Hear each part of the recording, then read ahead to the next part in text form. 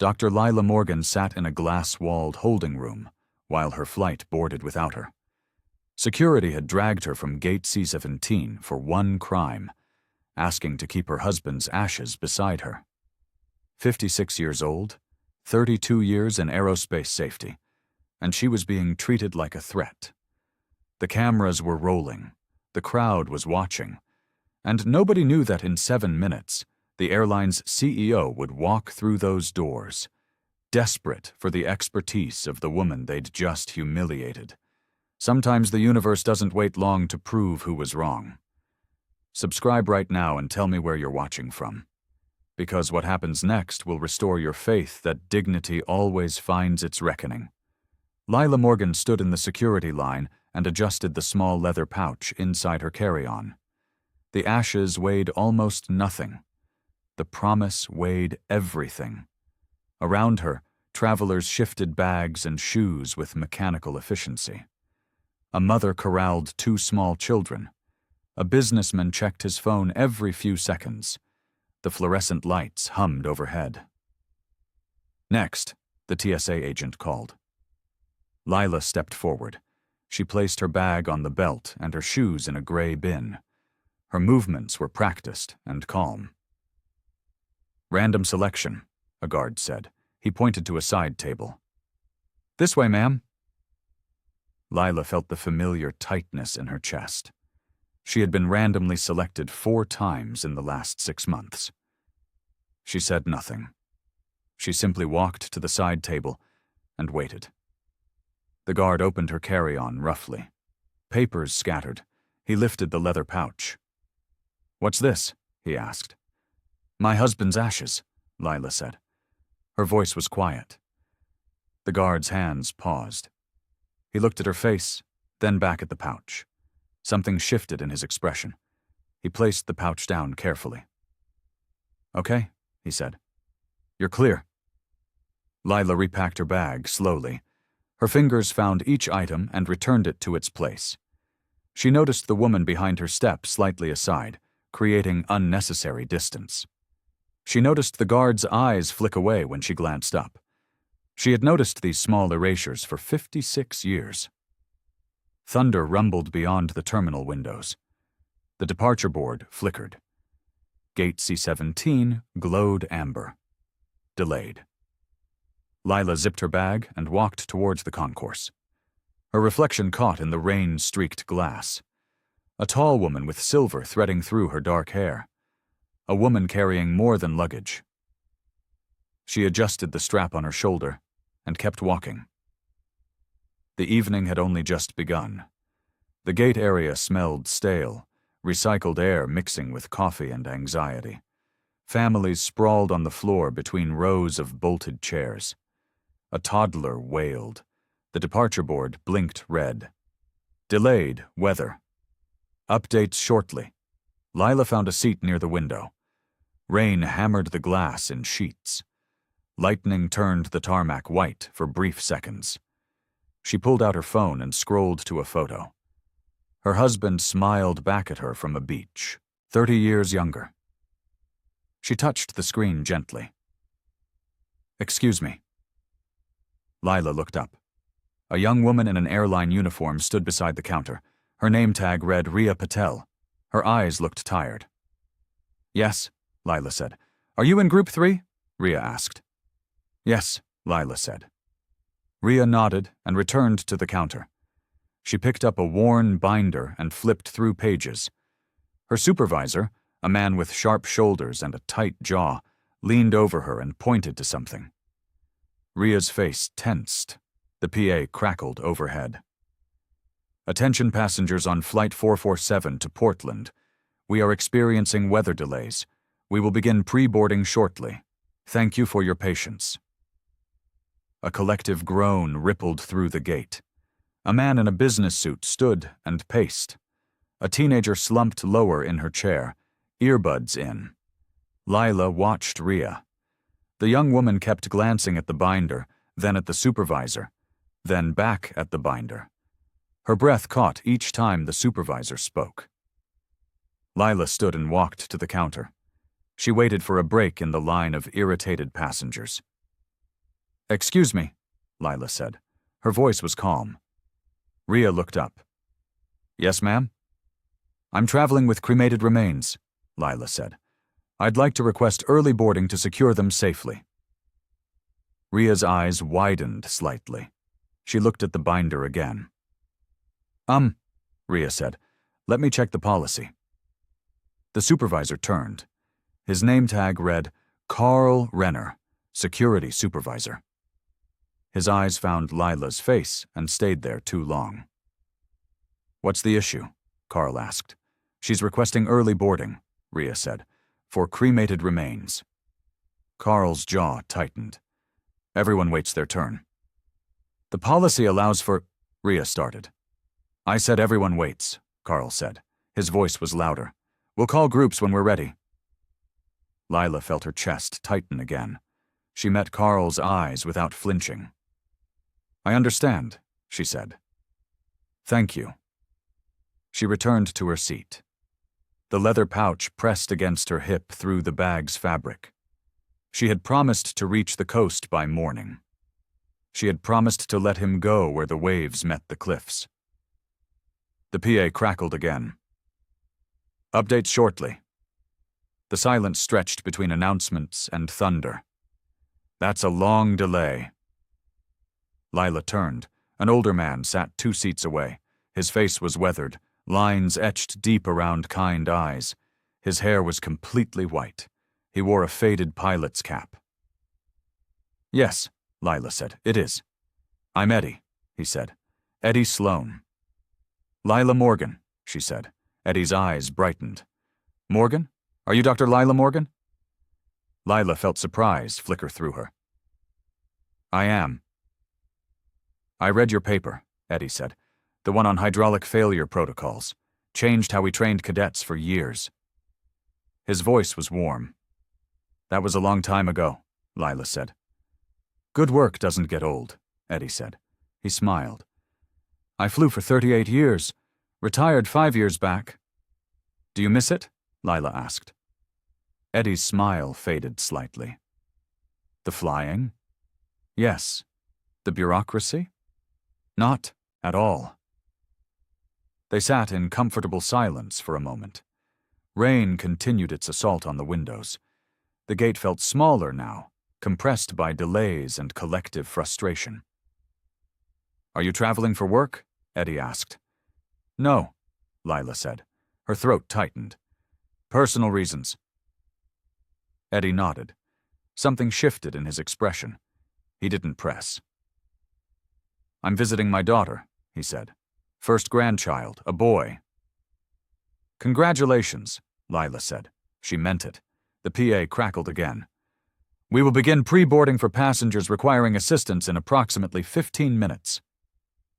Around them, travelers began gathering belongings. Phones emerged from pockets. The energy changed from resignation to readiness. Rhea appeared at the counter again. Carl stood beside her, arms crossed. They spoke in low voices. Rhea shook her head.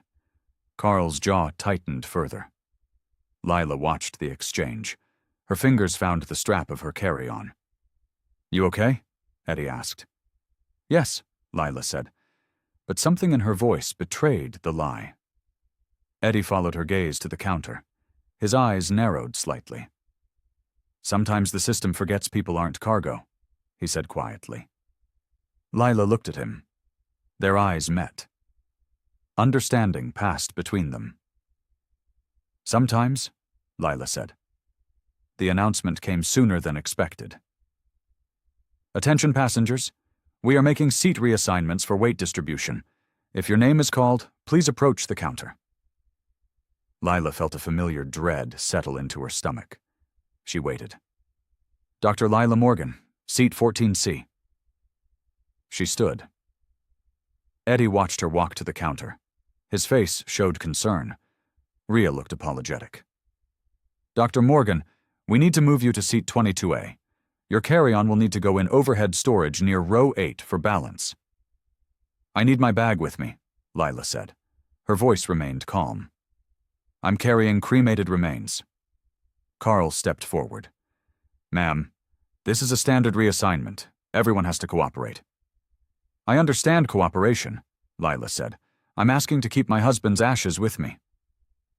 Special treatment isn't policy, Carl said. His voice grew louder. Place your bag in the designated overhead. I'm not requesting special treatment, Lila said. Her voice was quiet but firm. I'm requesting basic dignity. The gate fell silent. Travelers turned to watch. Phones lifted slightly. The air thickened with tension. Ma'am, you're holding up boarding, Carl said. His hand moved toward his radio. I'm asking for my bag, Lila said. That's all. Ria's hands trembled on the counter. Sir, the policy does allow— I make the calls here, Carl said. He keyed his radio. I need an officer at gate C-17. Lila felt her chest tighten. Her breath caught. She looked at Ria, whose eyes were wet. This isn't necessary, Lila said. Let me determine that, Carl said. 2 airport security officers arrived within 90 seconds. They wore tactical vests and expressions of practiced neutrality. The taller one spoke first. What's the situation? Passenger refusing to comply with seating assignment and baggage protocol, Carl said. The officer looked at Lila. Ma'am, can you place your bag in overhead storage? I'm carrying cremated remains, Lila said. I need them with me. That's not a security issue, the officer said. He looked at Carl. It's a compliance issue, Carl said. His voice was hard. She needs to board properly or not at all. The second officer shifted uncomfortably. The crowd pressed closer. More phones lifted. Lila felt something shift in the room's energy. She was no longer a passenger. She was becoming a spectacle. I'll keep my bag, she said quietly. Carl's face reddened.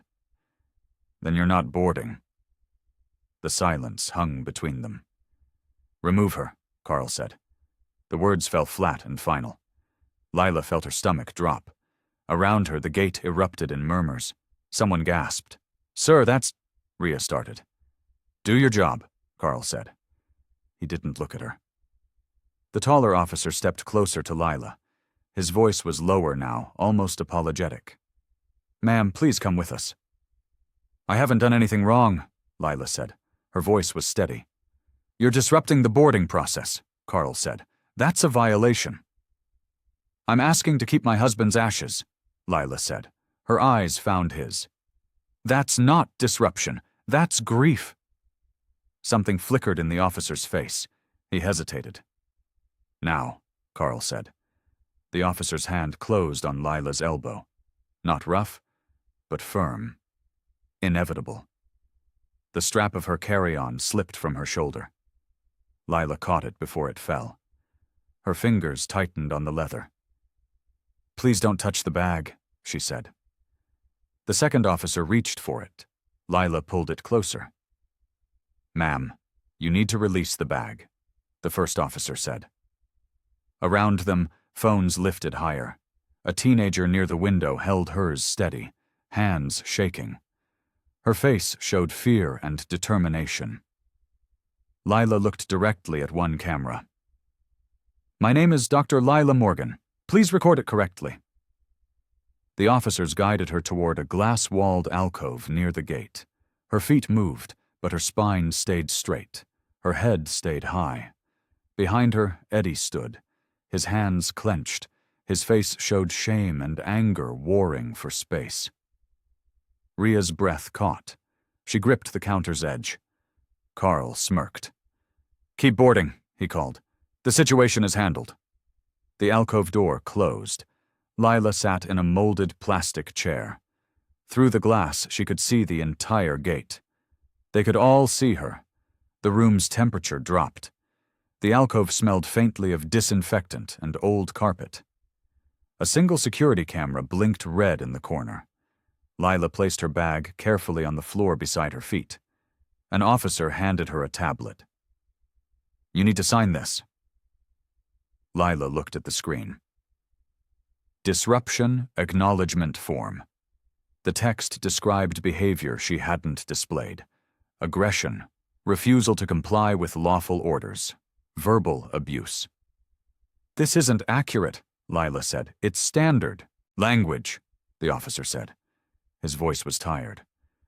"It's not true," Lila said. She handed the tablet back unsigned. The officer's jaw tightened. He left the alcove and spoke to Carl through the glass. Carl's face darkened. Lila sat still. Her hands rested in her lap. She could see Rhea at the counter, typing something. The young woman's face was pale. Eddie stood near his seat, looking towards the alcove. Then he looked away. Shame colored his expression. Lila felt tired. Bone-deep tired. She had fought small battles her entire career. Prove yourself again. Prove you belong in the room, at the table, in the conversation. She had proven herself for 56 years. And still here she sat, behind glass, while people boarded around her absence. The PA crackled overhead. "We will now begin pre-boarding for passengers requiring assistance and our first-class cabin." Families stood. Business travelers gathered briefcases. The gate moved toward departure. Without her. Rhea's fingers shook as she scanned boarding passes. She glanced toward the alcove every few seconds. Each glance looked heavier. Carl stood with his arms crossed, surveying his domain. His radio crackled. He answered briefly and clipped it back to his belt. The teenager with the phone, Maya, according to her violin case, sat frozen in her seat. The phone still recorded. Her eyes were wide. Lila met Maya's gaze through the glass. She nodded once. Slowly. Maya's hands steadied slightly. The door to the jetway opened. The first passengers disappeared down the corridor. The gate emptied in increments. Lila watched her flight board without her. The silence stretched. Rhea's work phone buzzed in her pocket. She pulled it out with trembling fingers. The text appeared in all caps. CEO Ariana Vale landing at Sea Concourse to meet Dr. Morgan. Hold flight. Rhea's breath caught. Her eyes flew to the alcove, then to Carl. He was speaking to another agent, gesturing dismissively towards the glass. She read the message again. CEO Dr. Morgan. The weight of the mistake crashed over her. "Carl," she said. Her voice cracked. He didn't turn. "Keep boarding." "Carl, I need—" She tried again. "Handle it, Patel," he said. His tone was sharp. Rhea looked at the message again. Her finger hovered over the reply button. Then she looked at the boarding list on her screen. Dr. Lila Morgan, seat 14C, status, removed from manifest. Carl had already erased her. Rhea's chest tightened. She was 28 years old. She had a 6-month-old daughter at home. She needed this job. Her hands shook as she opened the passenger manifest editing screen. She could restore Lila's name, or she could stay silent. The PA crackled overhead. "Now boarding group 1. More passengers stood. The line formed. Rhea scanned passes mechanically while her phone burned in her pocket. Through the glass, Lila sat perfectly still. Her face showed no anger, only a terrible, quiet dignity. Eddie moved toward the counter. Carl intercepted him. "Sir, do you have a question?" Carl asked. His voice was flat. "I want to file a witness statement," Eddie said. His voice shook slightly. "About what?" Carl asked. "About what just happened," Eddie said. "About her." He pointed toward the alcove. Carl's expression hardened. "You can file a complaint online after your flight. Right now you're blocking the boarding process." "I'm exercising my right," Eddie started. "To board or leave," Carl said. His hand moved toward his radio. "Your choice." Eddie's face flushed. His hands clenched. Then they unclenched. He stepped back. Carl smiled thinly. "Thank you for your cooperation." Eddie returned to his seat. He couldn't meet Lila's eyes through the glass. Shame heated his face. Rhea watched the exchange. Something shifted in her chest, something hard and certain. She printed a blank witness statement form. She began to write in careful, clear handwriting. The boarding line moved forward. Lila sat in the alcove and considered her options. She could sign the false form. She could accept the next flight. She could file a complaint tomorrow from the coast where her husband's ashes waited to be released. She could let this night disappear into silence. Through the glass, she saw Eddie's wavering eyes.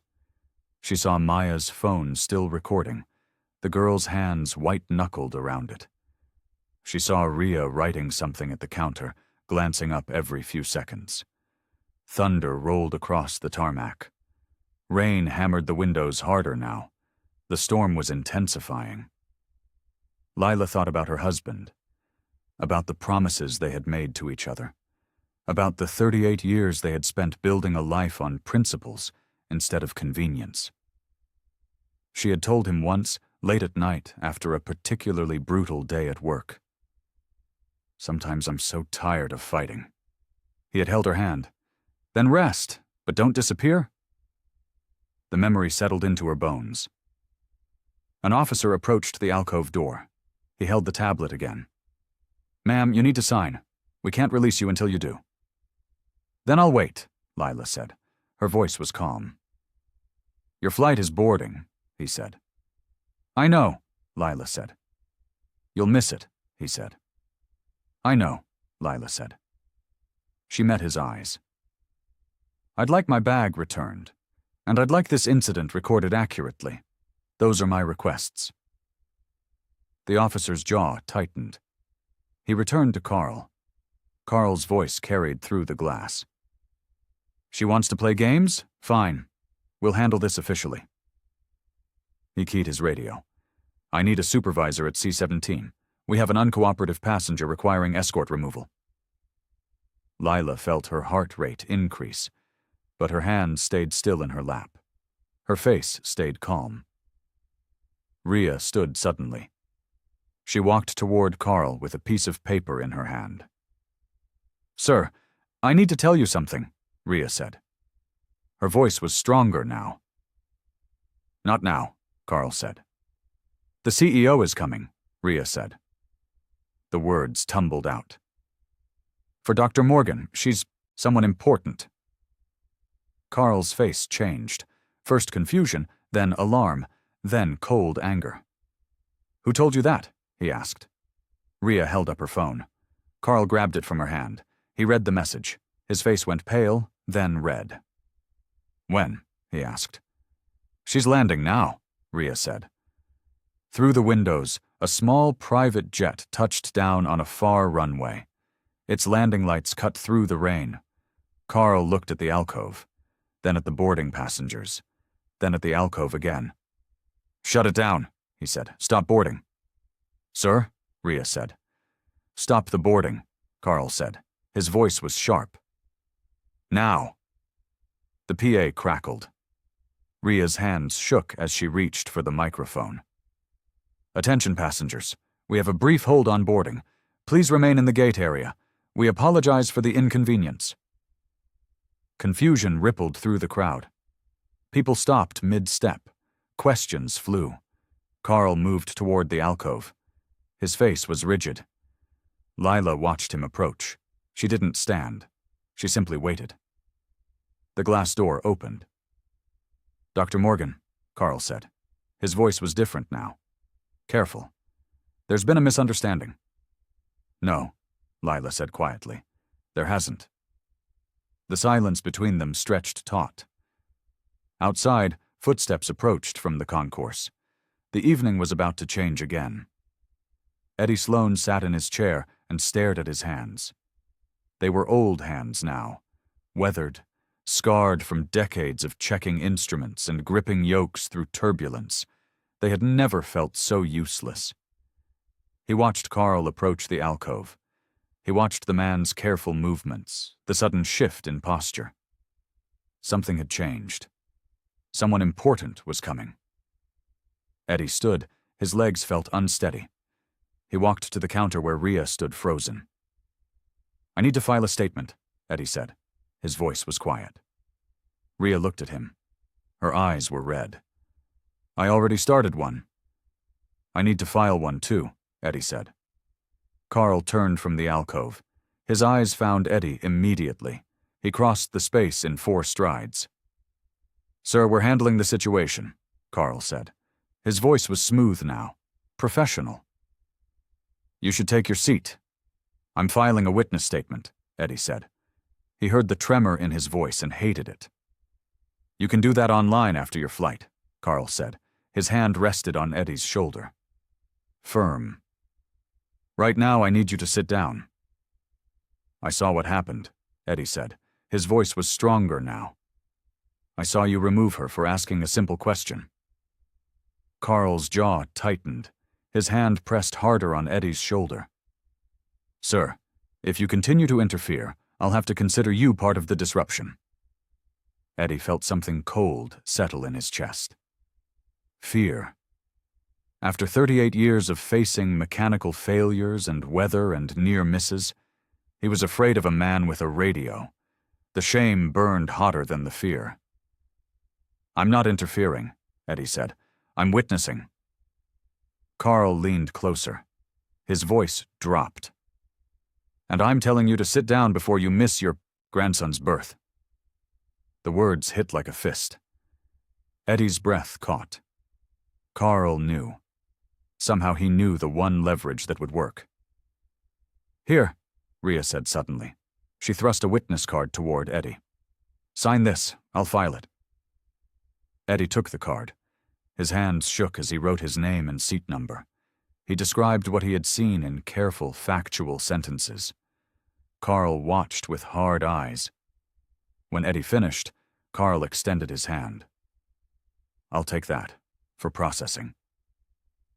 Eddie hesitated. Then he placed the card in Carl's palm. Carl folded it once and slipped it into his breast pocket. His smile was thin. "Thank you for your cooperation." Eddie watched the pocket swallow his words. He felt his throat tighten. "I'll make sure it gets filed," Carl said. His eyes said the opposite. Eddie turned away. He walked back to his seat on legs that felt hollow. He couldn't look at the alcove. He couldn't look at Lila's face through the glass. He sat down heavily. His cap rested on his knee. He stared at it. For 38 years, he had prided himself on doing the right thing in the cockpit. Checklist discipline. Safety first. No shortcuts. And here, on the ground, he had folded. Thunder rumbled overhead. The storm wasn't finished yet. Neither was the night. Lila sat in the alcove and watched Carl pocket Eddie's statement. She saw the old pilot's shoulders slump. She understood immediately what had just happened. Another small theft of dignity. Another moment disappeared into silence. The alcove door opened. Carl stood in the frame. His expression was neutral now, calculated. "Dr. Morgan, I apologize for the confusion," he said. The words sounded rehearsed. "There was a miscommunication about your carry-on contents." "There was no miscommunication," Lila said. Her voice was steady. "I told you clearly." Carl's jaw tightened. "Regardless, we'd like to resolve this quickly. If you'll sign the acknowledgement, we can get you on your flight." "I'd like my bag," Lila said. "Your bag is secure," Carl said. "I'd like it returned to me," Lila said. "Now." Carl's eyes flickered. He stepped aside. An officer stood behind him, holding Lila's carry-on. "Ma'am, we need to inspect it first," the officer said. His voice was apologetic. "You already inspected it at security," Lila said. "Standard procedure for removed passengers," Carl said. Lila stood slowly. She walked to the alcove door. Carl blocked it partially. "My bag," Lila said. She extended her hand. The officer looked at Carl. Carl's face was rigid. He gave a slight nod. The officer handed the bag to Lila. She took it and immediately checked the leather pouch. It was intact, undamaged. Relief flooded through her. Her breath caught. "Thank you," she said to the officer. Not to Carl. Rhea appeared behind them. Her face was pale but determined. She held a printed boarding pass. "Dr. Morgan, I have your original seat assignment," Rhea said. Her voice was quiet. 14C, as originally booked. Carl turned sharply. "Patel, what are you doing?" "My job," Rhea said. She met his eyes. "Correctly." Something shifted in the air between them, a line being drawn. Rhea stepped past Carl and handed the boarding pass to Lila. Their fingers touched briefly. Rhea's hand trembled. "Thank you," Lila said. "I'm sorry," Rhea whispered. Her eyes were wet. "I should have acted sooner." Lila's chest tightened. She wanted to tell this young woman that survival wasn't the same as cowardice, that choosing courage once was better than never choosing at all. "You're acting now," Lila said. "That matters." Rhea's breath caught. A tear slipped down her cheek. She wiped it away quickly and straightened her shoulders. Carl's face darkened. "Patel, you're out of line." "No, sir," Rhea said. Her voice was stronger now. "I'm in line, finally." Thunder shook the windows. The lights flickered briefly. When they steadied, something felt different. A fragile alliance had formed. And Carl knew it. Maya Ortiz sat in her chair and stared at her phone screen. The video was complete. 7 minutes and 42 seconds. Clear audio. Clear footage. Dr. Morgan's calm face. Carl's aggressive posture. The moment hands closed on her elbow. The strap slipping. The alcove door closing. All of it. Recorded. Maya's hands shook. She was 17 years old. She had a violin audition in Portland tomorrow morning. She didn't do confrontation. She didn't do activism. She just played music and stayed quiet and got good grades. But something in Dr. Morgan's face had changed everything. That terrible, quiet dignity, that refusal to disappear. Maya opened her social media app. Her finger hovered over the upload button. If she posted this, people would see it. Maybe thousands of people. Maybe millions. And Carl would know. He would know she had filmed it. He would know she had shared it. She looked toward the alcove. Dr. Morgan sat with her bag now, holding it close. Safe. Maya thought about her own mother. About the stories her mother told of crossing borders and working double shifts and swallowing insults to build a better life. "You speak for yourself, Misha," her mother always said. "But sometimes you speak for those who can't." Maya typed a caption with trembling fingers. "This is Dr. Lila Morgan.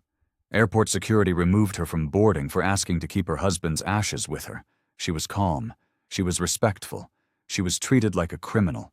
This is wrong." She attached the video. The progress bar appeared. 0%. Maya's breath caught. Her finger moved to cancel, then stopped. 5%. She looked up. A supervisor had entered the gate area, a man in a different uniform walking toward her with purpose. 10%. He was getting closer. His eyes were on her phone. 20%. "Miss," he called. "I need to speak with you." 40%. Maya stood, her violin case pressed against her leg. The supervisor was 5 feet away. 60%. "Miss, I need you to..." 80%. Maya held the phone behind her back. Her heart hammered against her ribs. 98%. The supervisor reached for the phone. Maya pulled it away. 100%. Video uploaded. The supervisor's face changed. "What did you just do?" "My civic duty," Maya said. Her voice was stronger than she felt. The supervisor's jaw tightened. He keyed his radio. "We have a situation at C-17. Passenger posted unauthorized video." Maya sat down. Her legs felt weak. She had done it. She had actually done it. Her phone buzzed. A notification, then another, then dozens. The video was spreading. Within 3 minutes, the airline's media hotline began ringing. Within 5, the gate buzzed with whispered conversations and sideways glances. Carl's radio crackled constantly. His face grew darker with each call. Lila sat in the alcove and watched the energy shift. Passengers pulled out phones and scrolled, eyes widened, heads turned toward her. She felt exposed, vulnerable, every gaze pressed against her like physical weight. But she also felt something else. Witnessed. Believed.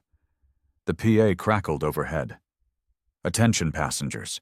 We are experiencing a brief delay. We apologize for the inconvenience." Groans rippled through the crowd. But now the complaints weren't about weather. They were about management, about what people were reading on their phones. "Is that her?" someone whispered. "The woman from the video?" another voice answered. "That's terrible. She was so calm." "Where's the supervisor? Someone should do something." The murmurs built into a low roar of opinion. Carl moved through the space with rigid steps. His smile was fixed. His eyes were cold. Ria typed rapidly at her terminal. Her supervisor badge felt heavy around her neck. She had a decision to make. She could delete the incident report she had started. She could file the version Carl had dictated. She could protect her job and go home to her daughter. Or she could finish what she had begun. Her fingers moved across the keyboard. She typed exactly what she had seen. No euphemisms, no protective language. Incident report, gate C-17 time, 1847, passenger, Dr. Lila Morgan. Summary, passenger requested accommodation for cremated remains. Supervisor Carl Renner denied request despite policy allowance. Passenger removed from boarding after calm objection. Use of force appeared disproportionate to threat level.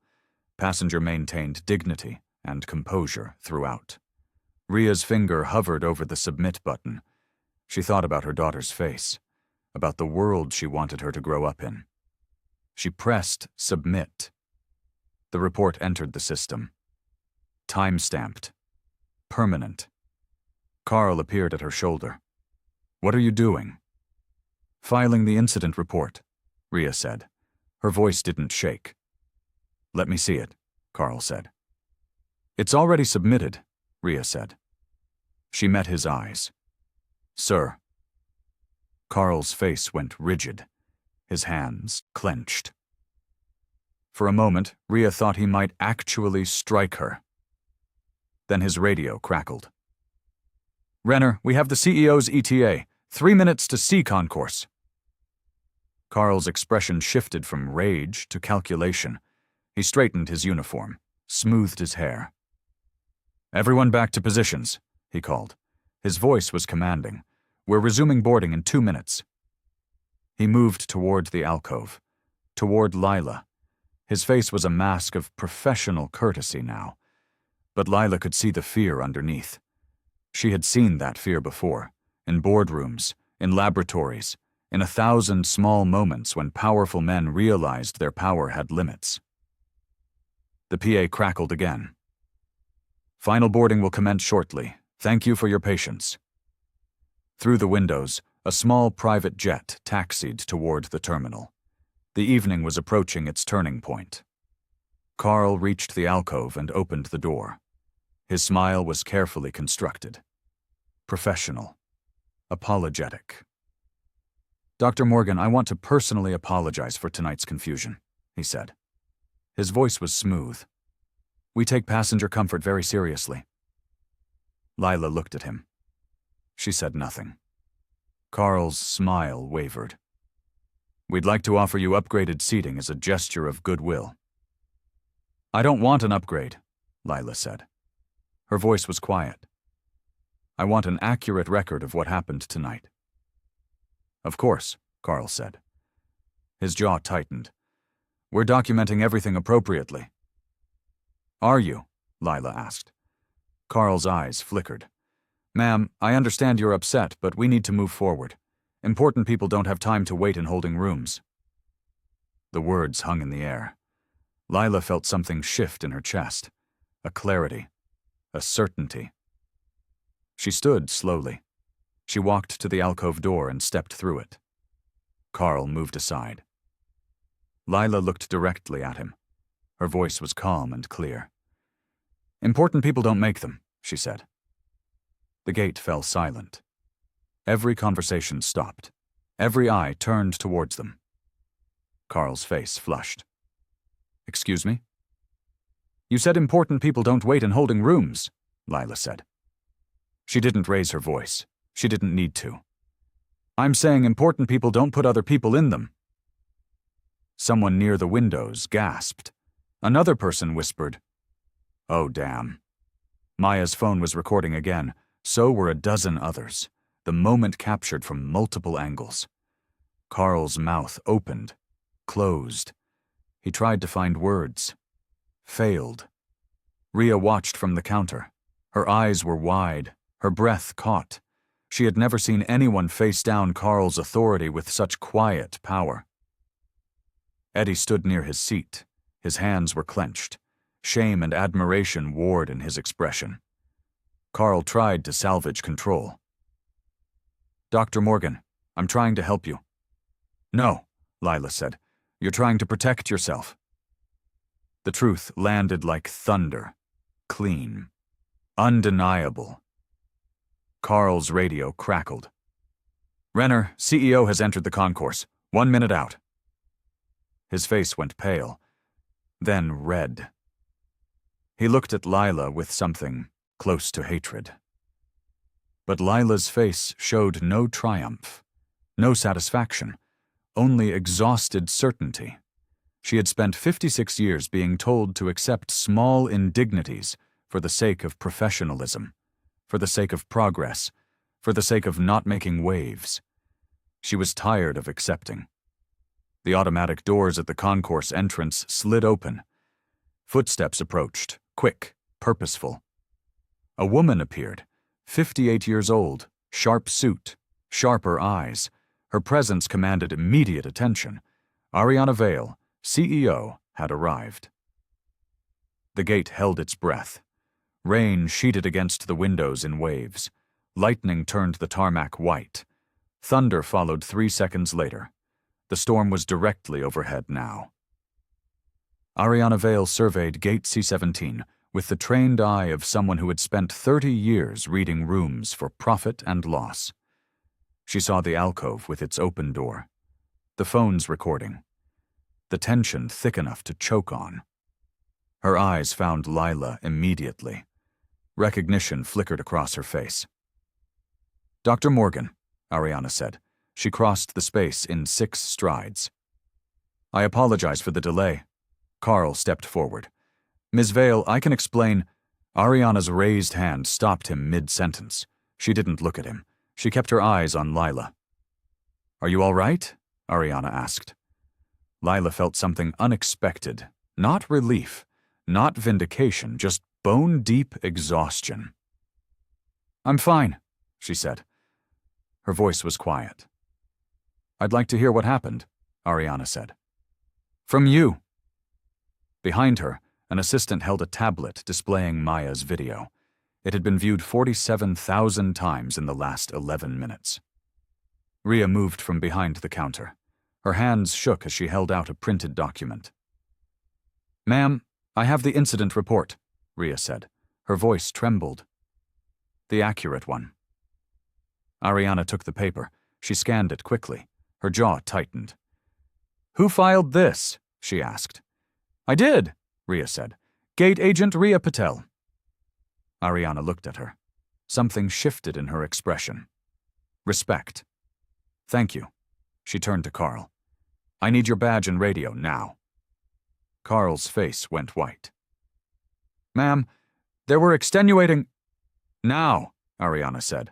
Her voice was cold steel. Carl fumbled with his badge. His hands shook. He placed the items in Ariana's extended palm. Wait in the security office, Ariana said. Someone will speak with you shortly. Carl's mouth opened, closed. He looked around the gate as if searching for allies. Found none. He walked away with rigid shoulders and a face full of rage. The gate exhaled collectively. Ariana turned back to Lila.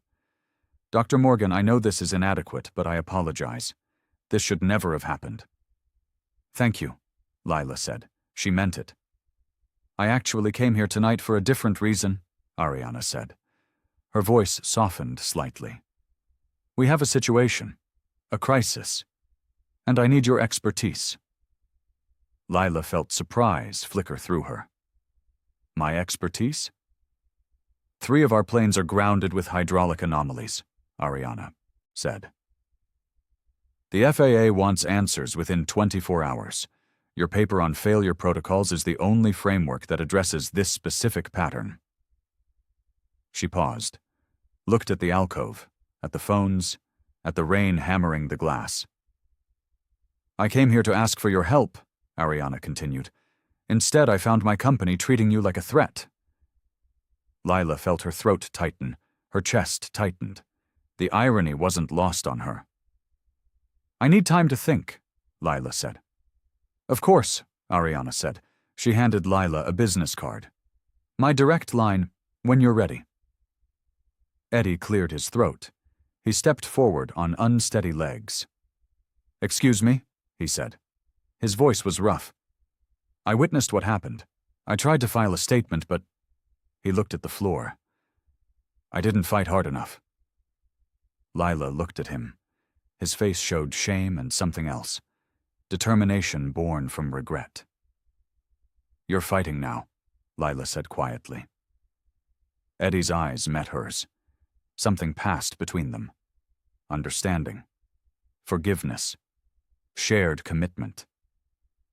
The PA crackled. The storm's interference made it choppy. "Weather update. Holding pattern. Maintenance review required before departure." Ariana's phone buzzed. She glanced at it. Her face tightened. "The story is everywhere," her assistant said quietly.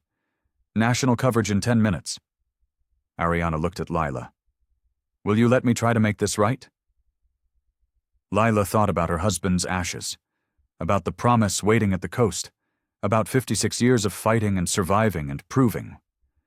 "Not here," Lila said. "Not in private." Ariana's eyes narrowed. Then she nodded slowly. Understanding. "In the open," Ariana said. "Yes," Lila said. The silence stretched between them. Then Ariana turned to face the crowded gate. The evening was about to pivot from damage control to something else entirely. Eddie Sloan had been silent for too long. He had signed a witness card and watched it disappear into Carl's pocket. He had returned to his seat with shame burning in his chest. He was done being silent. He walked to the gate announcement microphone. His legs felt steadier now. Purpose steadied them. "Excuse me," he said to Rhea. She looked up. Her eyes were red but clear. "Yes? Can I use that?" He pointed to the microphone. Rhea glanced at Ariana. The CEO nodded once.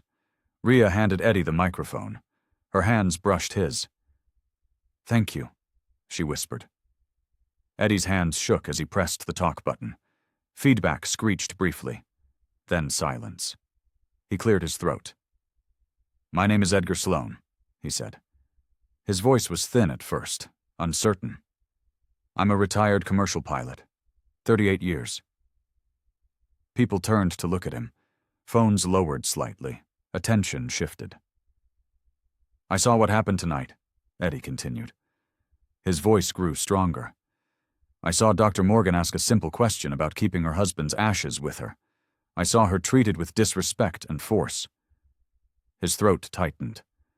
"I tried to file a witness statement. I was told to sit down and be quiet." He paused. Looked at Lila. She stood near Ariana, watching him. Her face showed something he couldn't quite name. Encouragement, solidarity. "I sat down," Eddie said. "I was quiet, and I'm ashamed of that." His voice cracked. He cleared his throat again. We teach people to speak up in emergencies, he continued, to yell fire, to call for help, but we don't teach them to speak up when injustice is happening in front of them. The gate was completely silent now. Even the storm seemed to quiet. Dr. Morgan showed more courage sitting in that alcove than I showed in my seat, Eddie said. She refused to disappear. She refused to sign a false statement. She maintained her dignity when everything was designed to strip it away. Tears gathered in his eyes. He didn't wipe them away. I'm 72 years old, he said. I thought I knew who I was, but tonight I learned I'm still becoming. He looked around the gate, at faces watching him, listening. We can do better, Eddie said. His voice was clear now, strong. We have to do better. Carl appeared at the security office door. His face was twisted with rage. He started toward Eddie. Ariana stepped between them. Don't, she said quietly. Her voice was absolute. Carl stopped. His hands clenched, but he stopped. Eddie set down the microphone. His hands were still shaking, but they felt lighter now. Applause started somewhere in the crowd, slow at first, then building. Not everyone clapped, but enough did to change the gate's energy. Lila walked to Eddie. She extended her hand. He took it. Thank you, she said. I should have done it sooner, Eddie said. You did it, Lila said. That's what matters. Thunder rolled outside, but it sounded different now, less threatening. Just weather doing what weather does. The PA crackled again. Ladies and gentlemen, we will not be departing tonight. Maintenance has grounded this aircraft for inspection. Alternative flights are being arranged. Groans and sighs filled the gate, but they felt distant, secondary to what had just happened. Ariana's phone buzzed. She looked at it. Her face went pale. What is it? Her assistant asked. The video has 2 million views, Ariana said quietly. And the pilots' union just issued a statement supporting Dr. Morgan. She looked at Lila, at Eddie, at Rhea, at Maya still holding her phone. This isn't over, Ariana said. This is just beginning. The automatic doors slid open. News crews rushed in. The night had become something bigger than any of them. The gate transformed into a media circus within minutes. Cameras, lights, reporters shouting questions, security trying to maintain order. Lila felt overwhelmed. The attention pressed against her from all sides. She wanted to disappear, to slip away to a quiet corner and breathe. But disappearing was no longer an option. Dr. Morgan, can you comment on what happened? A reporter called. Dr. Morgan, will you sue? The airline? Dr. Morgan, do you think this was racial profiling? The questions hammered at her. She felt her breath catch. Her chest tightened. Ariana stepped forward. Dr. Morgan will make a statement when she's ready. Right now, I need everyone to step back. Security created a loose perimeter. The reporters complied reluctantly. Ariana turned to Lila. Do you want to leave? I can arrange private transport. Lila looked around the gate, at Eddie standing with straight shoulders, at Rhea typing rapidly on her terminal, at Maya clutching her violin case with fierce eyes. These people had stood up. They had spoken truth when silence was easier. No, Lila said, I'll stay. Carl watched from the security office through a window. His face showed cold calculation. He pulled out his phone and typed rapidly. Within minutes, a statement appeared on social media from an anonymous account. Passenger was aggressive and non-compliant.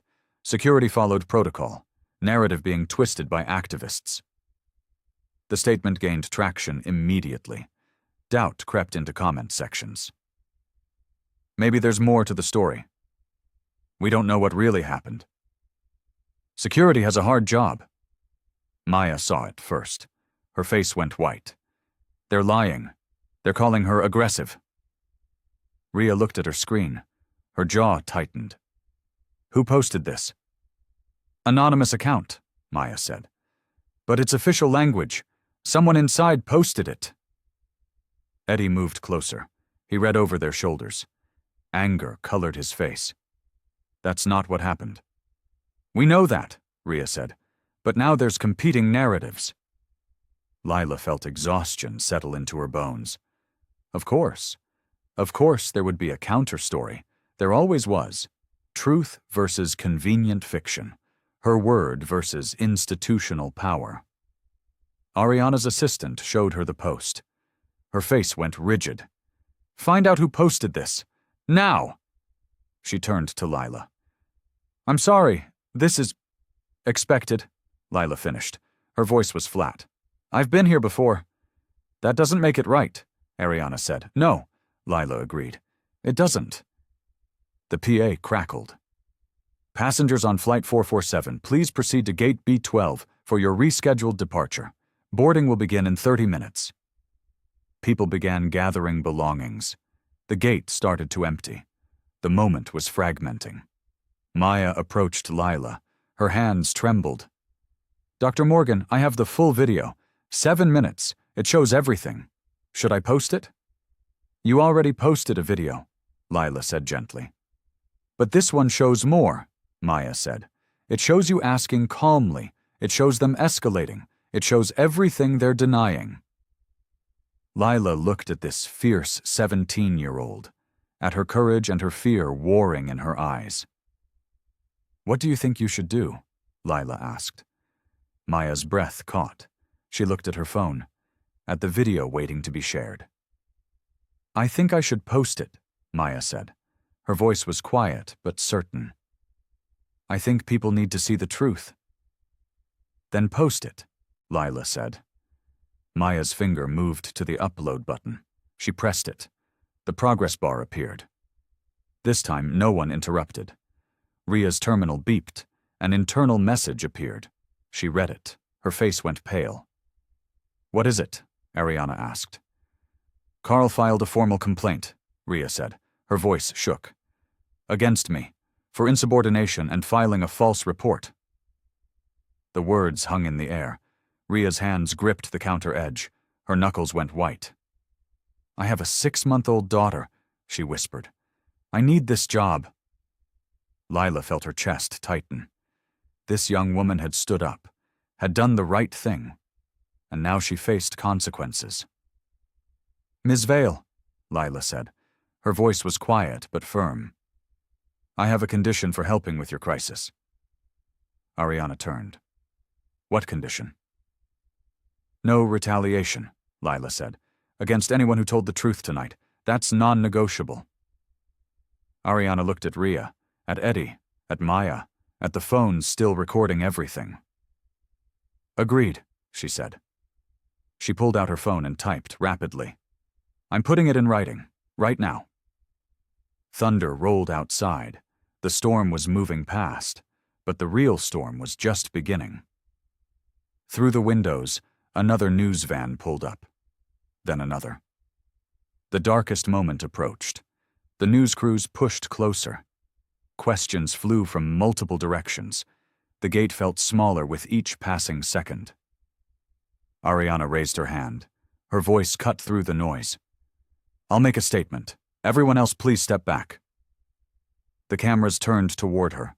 Lights brightened. Microphones extended. My name is Ariana Vale. I'm the CEO of this airline, she said. Her voice was clear. Tonight, one of our passengers was treated in a manner that violates every principle we claim to uphold. Silence fell. Even the reporters stopped shouting. Dr. Lila Morgan is a renowned aerospace safety engineer, Ariana continued. She was traveling with her late husband's remains. She asked a simple question about keeping them with her during boarding. She paused, looked directly at the cameras. Instead of receiving accommodation and respect, she was removed from the gate and placed in a holding area, Ariana said. This was wrong, completely wrong. Carl watched from the security office window. His face darkened. His phone buzzed repeatedly. I came here tonight to ask Dr. Morgan for her expertise on a critical safety matter, Ariana continued. Instead, I found her being treated as a problem to be managed, rather than a person to be respected. Lila stood slightly behind Ariana. She felt exposed, vulnerable. Every camera lens felt like a judgment waiting to form. Dr. Morgan, a reporter called, how do you respond to allegations that you were non-compliant? Lila felt her throat tighten. She hadn't planned to speak, hadn't prepared words. But Eddie stepped beside her.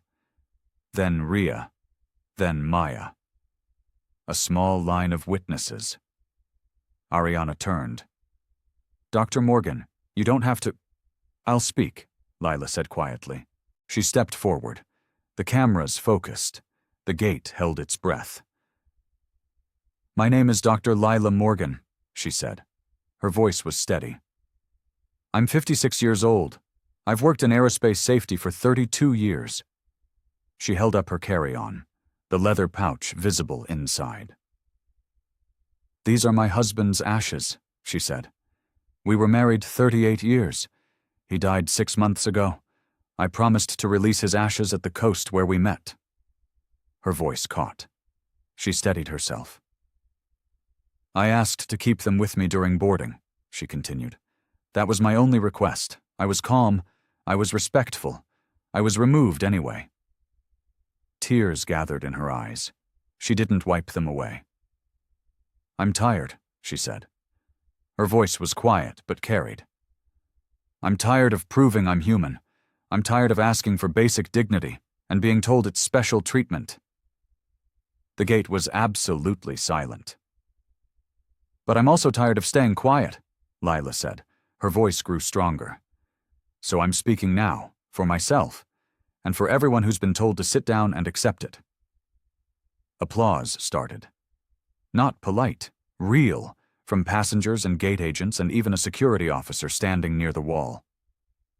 Carl's phone buzzed again. He answered. His face went white. He looked through the window at Ariana with something close to panic. Ariana's assistant leaned close. Sir, the board is calling. Tell them I'm handling it, Ariana said. She didn't look away from Lila. Ma'am, they want immediate action, the assistant said. They're watching this live. Ariana's jaw tightened. She turned to the cameras. We will conduct a full investigation, she said. But investigations take time. Right now I'm making immediate changes. She looked at Lila. With your permission, Dr. Morgan. Lila's breath caught. She nodded slowly. Starting tonight, at this gate, we're going to do something different, Ariana said. We're going to ask Dr. Morgan to help us understand what dignity looks like in policy, not in theory, in practice. The cameras pressed closer. The moment crystallized. In the open, Ariana added, where everyone can see. Ariana gestured to the gate seating area. Dr. Morgan, will you sit with me? Lila looked at the chairs, at the cameras, at the crowd pressing closer. Yes, she said. They sat facing each other. Ariana pulled out a tablet and a notebook. Old school and new school together. Tell me what happened, Ariana said. From the beginning, in your words. Lila felt her chest tighten. She had told this story once already. Reliving it felt exhausting. But she began. I arrived at security at 17:30, she said. Her voice was factual. I was selected for additional screening. The agent handled my husband's ashes roughly until I explained what they were. Ariana wrote rapidly. Did you feel targeted? I felt familiar, Lila said. The words came carefully. It's happened before. How many times? Ariana asked. In the last 6 months? 4 random selections, Lila said. Before that, I stopped counting. Murmurs rippled through the watching crowd. Cameras recorded every word. I arrived at gate C-17 at 18:15, Lila continued. The flight was delayed. I requested early boarding to secure the ashes safely. Who did you speak to? Ariana asked. Agent Patel, Lila said. She looked at Ria. She was kind. She tried to help. Ria's eyes filled. She nodded slightly. Then Supervisor Renner intervened, Lila said. Her voice stayed level.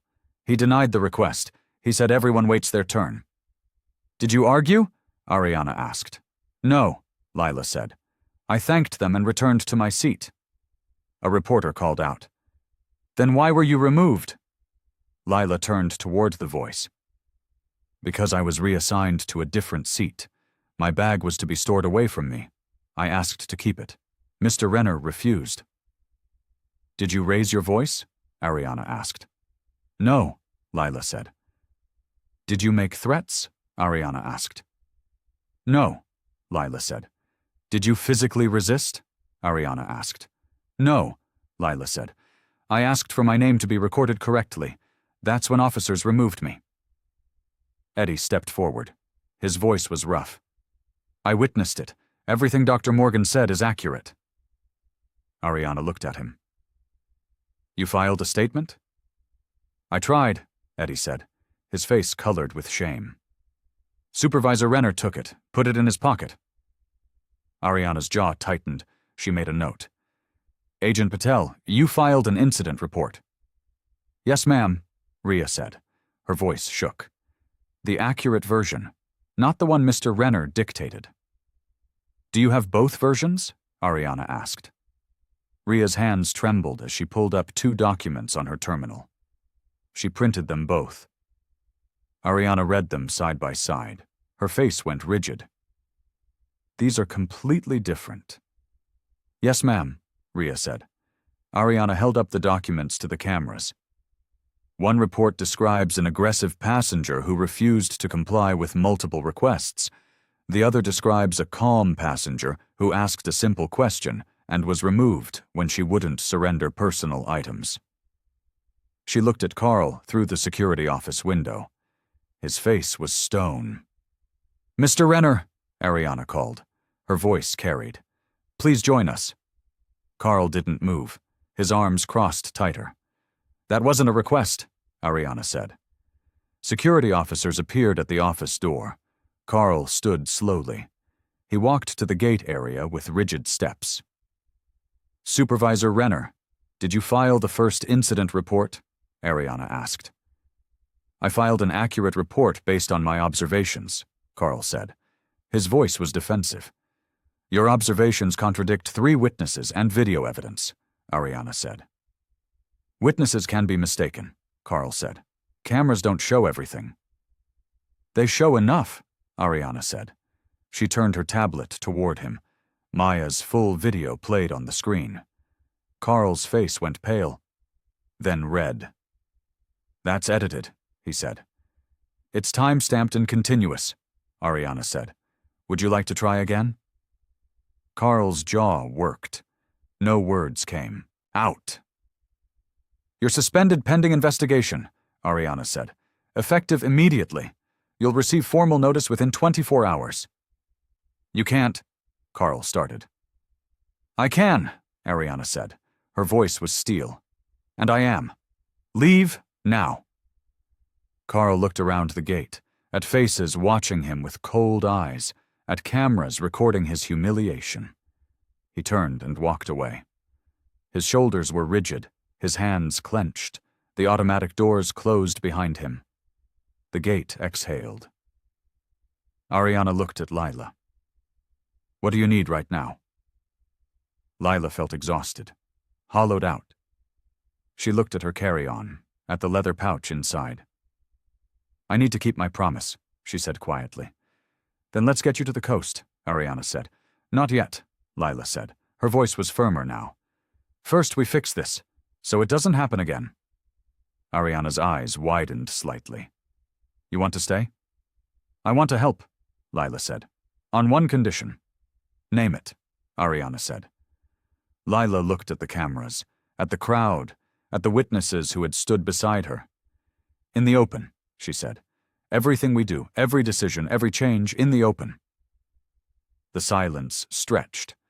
Ariana's assistant leaned close and whispered urgently. Ariana waved her away. She extended her hand to Lila. "In the open," she agreed. They shook. The cameras captured it. The moment felt heavier than any contract Lila had ever signed. Ariana stood and faced the crowd. Passengers, reporters, gate agents, security officers, all watching. "I'm going to do something unusual," she said. Her voice carried authority. "I'm going to ask someone I wronged to help me fix the system that wronged her." She turned to Lila. "Dr. Morgan, will you advise us on creating immediate policy changes to prevent this from happening again?" Lila felt the weight of the request. She was exhausted, grieving, carrying her husband's ashes toward a promise 6 months delayed. But she thought about Ria's trembling hands, about Maya's courage, about Eddie's shame transforming into strength.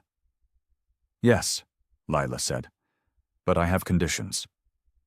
"I'm listening," Ariana said. "First, no retaliation against anyone who told the truth tonight," Lila said. "Agent Patel, Captain Sloan, Miss Ortiz, anyone." "Agreed," Ariana said. "Already in writing." "Second, any changes we create are piloted immediately," Lila said. "Tonight. Here. Not in 6 months after committees review it." Ariana's assistant looked alarmed. "Ma'am, legal will need to—" "Legal can review while we implement," Ariana said. She didn't break eye contact with Lila. "What else?" "Third, transparency," Lila said. "Every change is public, every decision explained, no private deals to make this disappear." Ariana was quiet for a moment. Her jaw worked. Then she nodded. "Agreed," she said. "All 3 conditions." She pulled out her phone and typed rapidly. Within seconds, her assistant's phone buzzed. Then Ria's terminal. Then phones throughout the gate. An official company statement appeared. Immediate Policy Directive. CEO Ariana Vale. Dr. Lila Morgan will serve as Dignity and Safety Consultant effective immediately.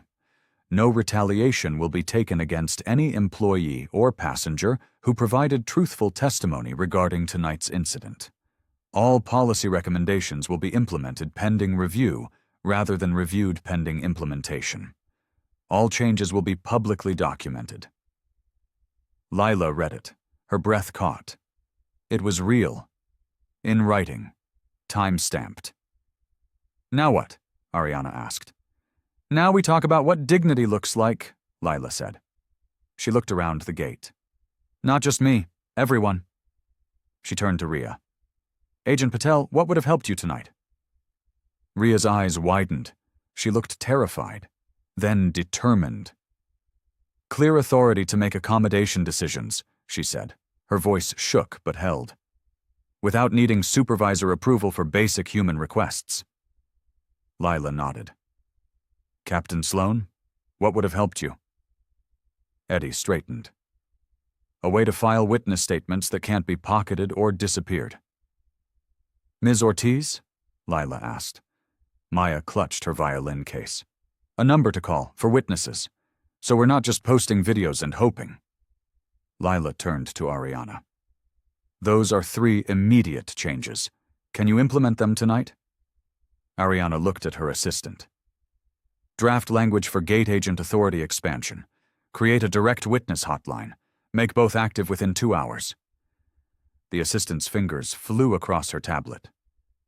"Yes, ma'am." A security officer raised his hand hesitantly. Young, nervous. "Yes?" Ariana said. "Ma'am, what about de-escalation training?" he asked. "We're taught to establish control, not to listen." Lila felt something shift in her chest. Hope. Small but real. "Add that to the list," Ariana said. "Mandatory de-escalation training for all security personnel. Start with supervisors." More hands raised. A gate agent, a passenger, a maintenance worker. Ideas flowed. Questions asked. Problems identified. The gate transformed from a space of shame into a space of possibility. But in the back corner, near the windows, a man in a suit watched with cold eyes. He pulled out his phone and made a call. "Yes, this is Davidson from legal," he said quietly. "We have a situation. The CEO is making commitments without authorization. I need you to prepare containment options." He listened, nodded, hung up. The storm outside had passed. But another storm was gathering inside corporate walls. The test wasn't over yet. Ariana's phone rang. She glanced at the screen. Her face went tight. "Excuse me." She stepped away. Her voice was low, but Lila could hear the tension. "Yes, I understand. No, I'm not overreaching. This is necessary. I don't care about the optics. The optics are already terrible." She paused, listened, her jaw clenched. "I'm not asking permission. I'm informing you. Yes, goodbye." She returned. Her face showed strain. "The board is concerned about liability." "Liability from fixing the problem?" Lila asked. "Liability from admitting we had a problem," Ariana said. She sounded tired. "They want me to walk back the immediate implementation." The words landed heavy. Lila felt her chest tighten. "So this was theater," Lila said quietly. "No," Ariana said quickly. "I meant everything I said, but I have pressure from—" "There's always pressure," Lila said. Her voice was flat. "There's always a reason to wait, to review, to let the moment pass." She stood, picked up her carry-on. "Dr. Morgan, please," Ariana said. "Give me a chance to navigate this." "I've been navigating this my entire life," Lila said. "I'm tired of navigating." Rhea watched from the counter. Her face fell. The hope that had burned bright moments ago flickered. Eddie moved toward Lila. "Don't leave. Not yet." "Why not?" Lila asked. Her voice cracked. "Nothing's going to change. It never does." "You don't know that," Eddie said. "I've lived 56 years knowing exactly that," Lila said. Tears gathered in her eyes. "Every time I think maybe this time will be different. And it never is." Maya approached slowly. Her phone hung loose in her hand. "Dr. Morgan, my video has 5 million views. People are watching." "People always watch," Lila said. "Watching isn't changing." The words felt bitter. True, exhausting. Ariana's phone rang again. She looked at it, didn't answer. "That's the chairman," she said quietly. "He wants me to issue a retraction. Say we're reviewing options. Standard corporate language." "Then issue it," Lila said. "I'm going to the coast. I have a promise to keep." She walked toward the exit. Each step felt heavier than the last. Behind her, the gate fell silent.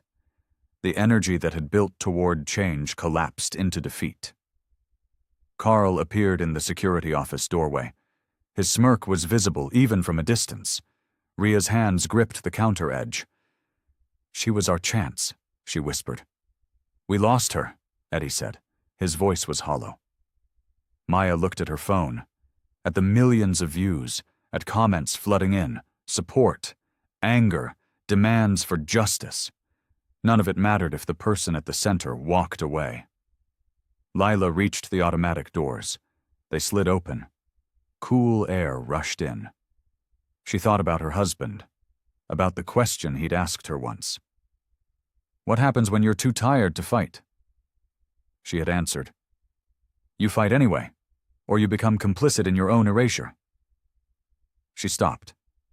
The doors started to close. She put her hand out. They opened again. Her reflection stared back from the glass. A tired woman. A grieving woman. A woman who had fought for 56 years. But also a woman who had stood in that alcove and refused to sign a lie. Who had spoken truth to cameras. Who had watched others find their courage because she had found hers. She turned around. The gate watched her. Waiting. Hoping. "One more condition," Lila said. Her voice carried across the space. Ariana looked up. Anything. You tell the chairman no, Lila said. Right now, in front of everyone. Ariana's face went pale. Her hands trembled slightly. If I do that, I might lose my position, she said quietly. Then lose it, Lila said. Some things are worth losing. The silence stretched impossibly thin. Ariana's phone rang again. The chairman's name flashed on the screen. She looked at the phone. At Lila. At the cameras still recording. She answered. Yes, sir, I understand your concerns, she said. Her voice was steady. But my answer is no. The gate held its breath. Ariana's voice carried through the silence. No, I will not retract the directive, she said. No, I will not delay implementation. No, I will not prioritize legal concerns over doing what's right. She paused, listened. Her jaw tightened. Then accept my resignation, sir, Ariana said. Her voice didn't waver. Effective immediately after we finish the work we started tonight. She ended the call. Her hand shook slightly as she lowered the phone. The cameras pressed closer. Reporters shouted questions. Ariana raised her hand for silence. I just resigned as CEO, she said. Her voice was clear. Effective after tonight, because some board members believe liability protection is more important than human dignity. She turned to Lila. You were right. Walking away was easier. Staying is harder, but necessary. Lila felt something break open in her chest. Not relief. Something bigger. Recognition. Thank you, Lila said quietly. Ariana nodded. She turned to the crowd. We have maybe 2 hours before my authority is officially revoked. Let's use them. She pulled out her tablet. Dr. Morgan, tell us what needs to change, specifically. Lila looked around. At Rhea waiting with a pen. At Eddie standing tall. At Maya recording every word. Start with passenger rights, Lila said. Her voice was steady now, certain. Essential personal items stay with passengers. Period, medical devices, cremated remains, critical medications. Define essential, Ariana said. She typed rapidly. Anything the passenger identifies as essential, Lila said. We trust them to know what matters to them. Rhea spoke up. But how do we verify it's actually what they say it is? We ask, Lila said simply. We verify identity and contents respectfully. Then we accommodate. What if someone abuses it? A gate agent asked. Then we handle that specific case, Lila said. We don't create policies that assume everyone is lying. The words settled over the group. A fundamental shift in assumption, from suspicion to trust. What else? Ariana asked. De-escalation first, Lila said. Always. Before calls to security, before removal. We exhaust conversation before we escalate force. Define de-escalation, Ariana said.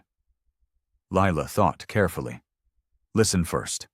Verify understanding. Explain clearly. Offer alternatives. Document agreements. A security officer raised his hand. That takes time. What if we're under pressure to move quickly? Then we accept taking time, Lila said. Speed is not more important than dignity. She looked at Carl's empty chair near the security office. We've prioritized efficiency over humanity. That ends now. What about complaints? Eddie asked. How do we make sure they're heard? Direct reporting, Lila said. Witness statements go to a third party, not to supervisors who can pocket them. Ariana typed rapidly. Her assistant's face showed concern, but she said nothing. We need language, Ariana said. Specific policy language. Lila turned to Rhea. Agent Patel, you work these gates every day. What language works? Rhea's eyes widened. Then she straightened. Permission-based language. May I verify your bag contents? Not, I need to check your bag. Good, Lila said. What else? Explain reasons, Rhea continued. Her voice grew confident. Don't just cite policy numbers. Say why. At it, Ariana said. They worked for 90 minutes. Ideas flowing, objections raised, solutions crafted. The gate became a workshop for dignity. Ariana's phone buzzed repeatedly. She ignored it. Her assistant's face grew more worried. Ma'am, legal is preparing an injunction, the assistant said quietly. Let them try, Ariana said. She didn't stop typing. At 22:47, they had a complete framework, 5 pages, clear language, immediate implementation protocols. Ariana held it up. The Morgan Protocols, named for the woman who refused to disappear. Lila felt her throat tighten. Her eyes burned. Send it, Ariana said. Company-wide, all gates, all staff, effective immediately. Her assistant hesitated. Ma'am, if you send this, they'll remove you tonight. Then they remove me, Ariana said, but these protocols go out first. She pressed send. The email deployed across the entire airline network. Thousands of employees received it simultaneously. The Morgan Protocols. Dignity First Passenger Interaction Framework. Cameras recorded the moment, the timestamp, the commitment made real. Ariana set down her tablet. She looked exhausted, lighter. Now we implement, she said. Right here, right now. She turned to the gate. Who's flying to Portland tonight? Hands raised slowly, passengers who had watched everything unfold. Then let's show you what changed, Ariana said. Rhea stood at the counter with a printed copy of the protocols. Her hands didn't shake anymore. Her voice was clear. Ladies and gentlemen, we're going to board Flight 447 using a new process, she said. Thank you for your patience tonight, and thank you for witnessing something important. She looked at the first passenger approaching, an elderly woman with a cane. Good evening, Rhea said. She smiled. Do you need any assistance boarding today? I'm slow, the woman said. Takes me time.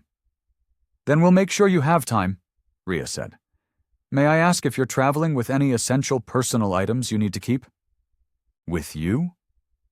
The woman's face showed surprise. My husband's insulin. He's diabetic. Of course, Rhea said. She made a note. We'll ensure it stays with you. May I verify the contents to confirm? The woman opened her bag, showed the medical supplies. Rhea nodded. Thank you for traveling with us, Rhea said. She scanned the boarding pass. Take your time boarding. We're not rushing anyone tonight. The woman's eyes filled. Thank you. That's kind. It's baseline, Rhea said quietly. It should have always been baseline.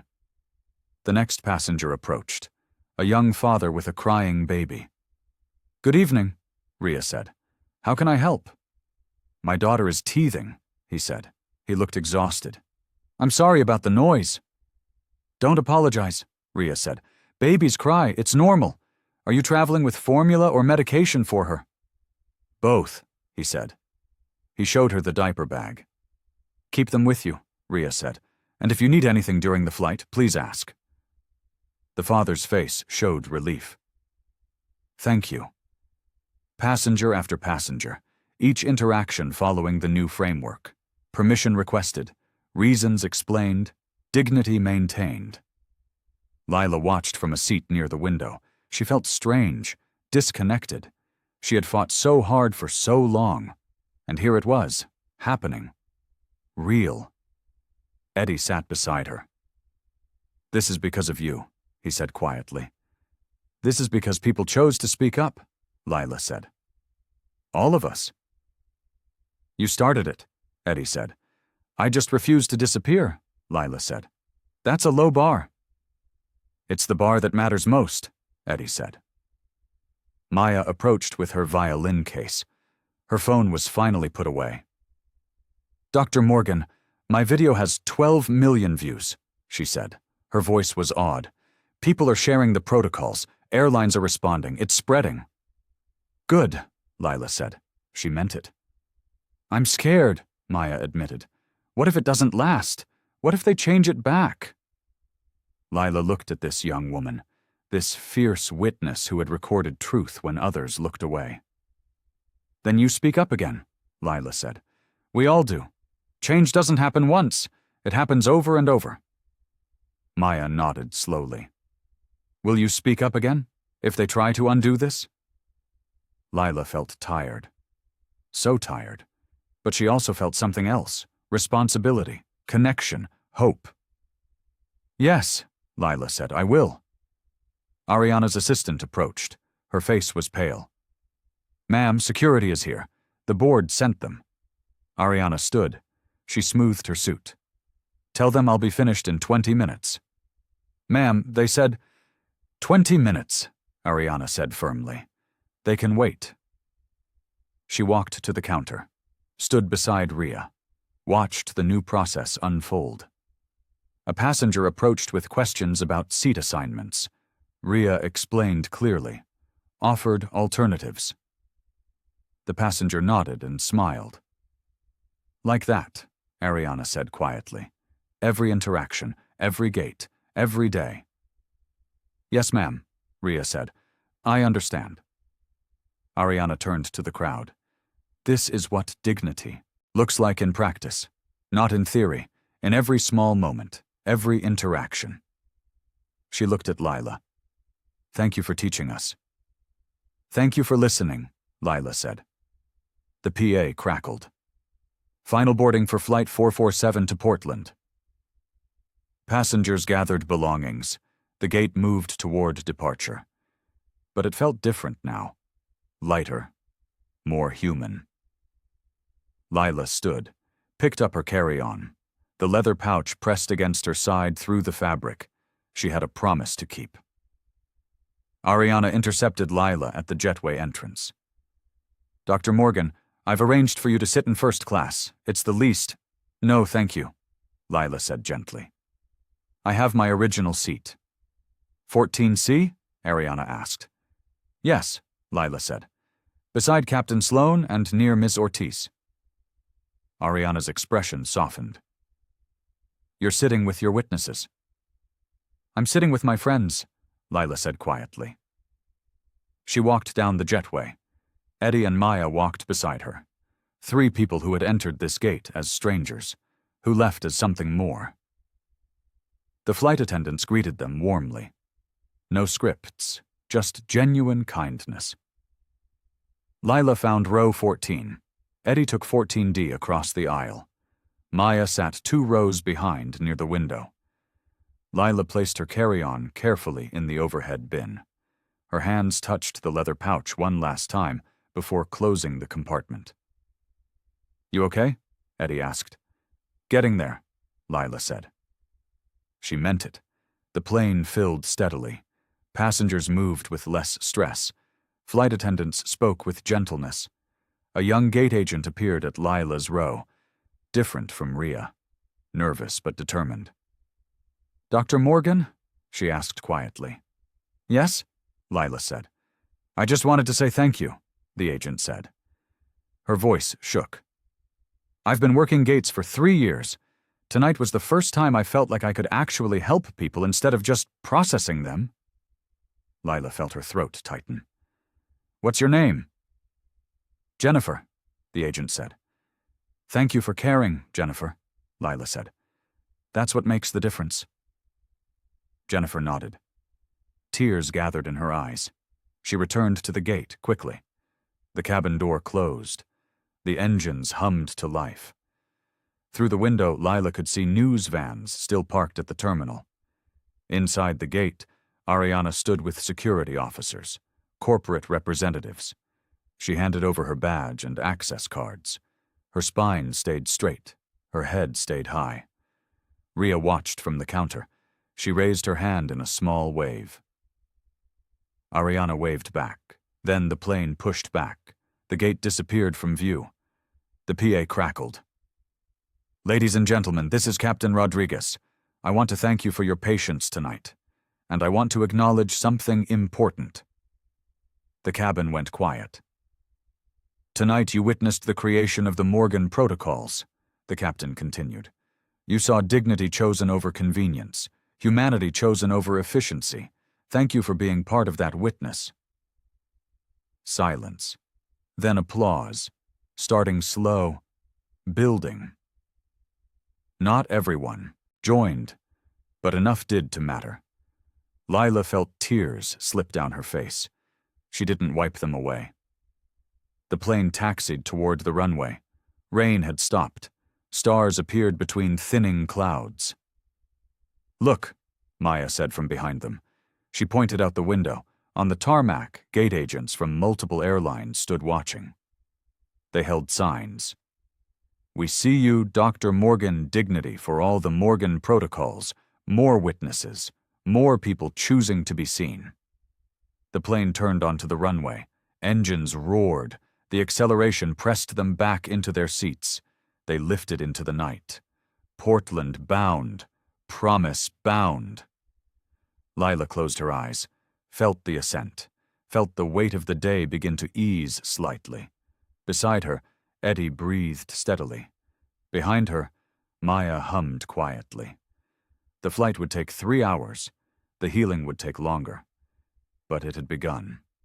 6 weeks later, Lila stood on a cliff path above the Pacific. Dawn light turned the water silver gray. Wind carried salt and kelp and the smell of distance. She wore her husband's old jacket. The leather pouch rested in her hands. The beach below was empty. Just sand and rocks and waves that had worn stone smooth over millennia. She had made this trip before in her mind 100 times, practiced the words, the gestures, the goodbye. Now she simply stood, breathing, present. Her phone buzzed. She pulled it out. A notification. Morgan Protocols adopted by Federal Aviation Administration for review. 3 major airlines implementing Dignity First training whistleblower protections strengthened for aviation employees.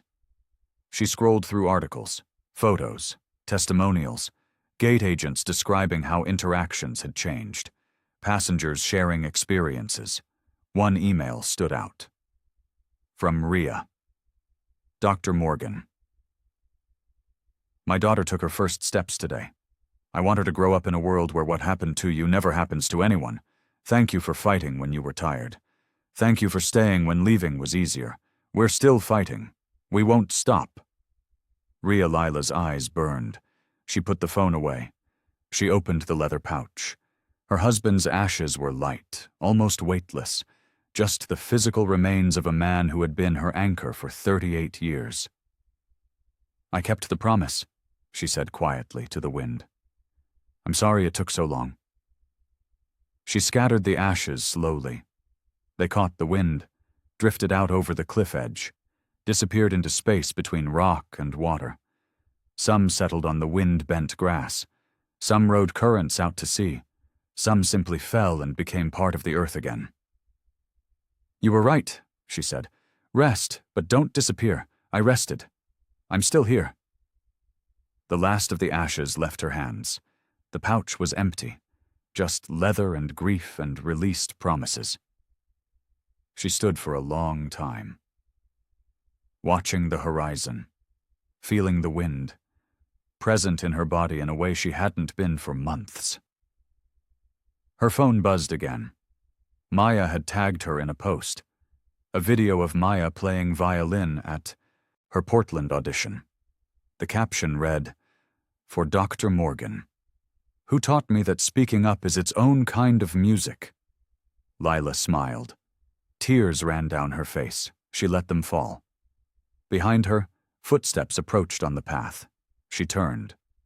Eddie walked carefully with his grandson in a carrier on his chest. The baby slept. Eddie's face showed quiet peace. Thought I might find you here, Eddie said. His voice was gentle. How did you know where I'd be? Lila asked. You mentioned the cliffs, Eddie said. Where you met him. Seemed right. They stood together. 2 witnesses. 2 people who had chosen courage when silence was easier. I'm thinking of writing a book, Eddie said. About that night. About what happened after. about how change happens one moment at a time. Will you tell the truth? Lila asked. All of it, Eddie said, including the part where I almost didn't. Good, Lila said. The almost matters as much as the did. The baby stirred, made small sounds. Eddie swayed gently. What's his name? Lila asked. Morgan, Eddie said quietly, if that's all right with you. Lila's breath caught. Fresh tears came. She nodded. They watched the sunrise together. 3 generations. One past, one present, one future. The waves continued their patient work below, wearing stone smooth, changing shorelines one tide at a time. Lila thought about the gate, the alcove, the cameras, the moment she had refused to disappear. She thought about Ria's courage, Maya's witness, Eddie's transformation, Ariana's choice, small moments, small choices, creating ripples that became waves. She breathed deeply. The wind smelled clean. New. She was 56 years old. She had fought for decades. She would probably fight for decades more. But right now, on this cliff, with this sunrise, she felt something she hadn't felt in a long time. Peace. She turned from the edge, walked back toward the parking area with Eddie. Baby Morgan slept peacefully against his grandfather's chest. Behind them, the ocean continued its work. Patient, persistent, inevitable. Her phone buzzed one more time. A news alert. Former CEO Ariana Vale named to Federal Aviation Safety Board. Lila smiled. Some stories didn't end. They transformed. She got in her car, drove away from the coast, toward whatever came next. The leather pouch sat empty on the passenger seat. The promise kept, the weight released. But new responsibilities waited, new voices to amplify, new moments requiring courage. She was ready. The road stretched ahead clear and bright.